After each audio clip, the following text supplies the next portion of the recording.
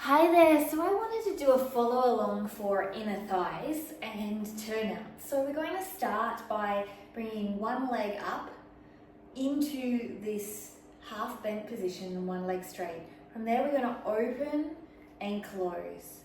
To make it a little harder, come down, push your lower back into the ground and then open without tilting your hip and close.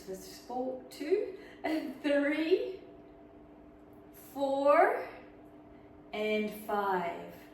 From here we're going to switch legs.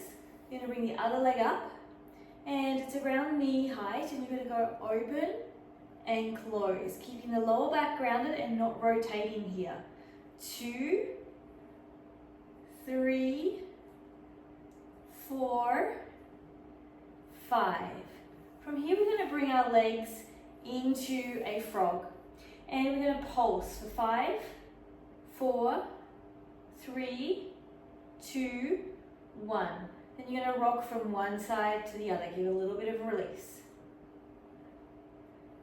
Okay, so we're going to then from here bring our legs up, open, close, down.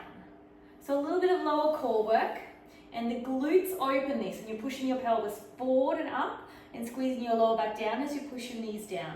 2, 3, 4, last one, 5. Okay, now from here we're going to work on opening up through the hip flexor whilst curling this part of the body in the upper leg. So when you do a split, you want to open this part, but you want to curl and compress this part. So you have this opening of the hip flexor, whilst you have this core contraction here, allowing this leg to come up into this position. Now this position doesn't happen because I am just simply opening my leg. What I'm doing is I'm allowing this part to open through flexibility and I'm crunching this part, so I'm rounding this part of the hip. So you have to separate the hip to allow for this extension. So if we look at it from this position, this part here is rounding up and this part here is pushing down. So you've got a twofold effect. Now how to create that is quite tough. It's very tough to feel that out when we're used to our hips doing the same thing all the time. So a great way to work on creating this is grabbing a block, placing it under your hip. Okay, from here you're going to tuck this part. Now if it's only tucking here, that's perfect. The aim is for us to open up this part of the hip flexor, right? So this part is rounding like the spine in a back bend, but you're still keeping the core contracted, so you can pull your pelvis bone up to your ribs and you've got that nice opening. Now this part we want to round the opposite direction, so I'm curling it in this way rather than opening and extending it. So I'm going to compress it in by pulling the knee up, and by pulling the knee up I'm going to pull my belly button to spine, keep pulling it in, and you can see that this is curling here, and this one is opening here. And you're going to hold. Keep pushing the knee down, keep pulling the knee up, and the body isn't lengthening, the body is shortening. So my belly button's coming to spine, my ribs are contracting, my pelvis bone is contracting, and then this leg with the glute activity is pushing down. 5, 4, 3, 2, 1. Let's change sides. Now remember, you only have to go as far as you can go. So if you're up here and here, that's perfect. The main thing is pushing this leg down and curling this leg up. So let's do the other side. So I'm going to push this leg down with my glute. Then I'm going to pull my ribs in and I'm going to pull this leg up for 10, 9, 8. Keep compressing. You're going to feel your side core. 5, 4, 3, 2, 1. Release. Lovely. All right, so it's quite a lot of information, and when we are doing this, it can seem a little bit counterproductive to what a lot of people are teaching you. Now, a good way to think about it, another alternative to do it, is you're coming into a lunge. here.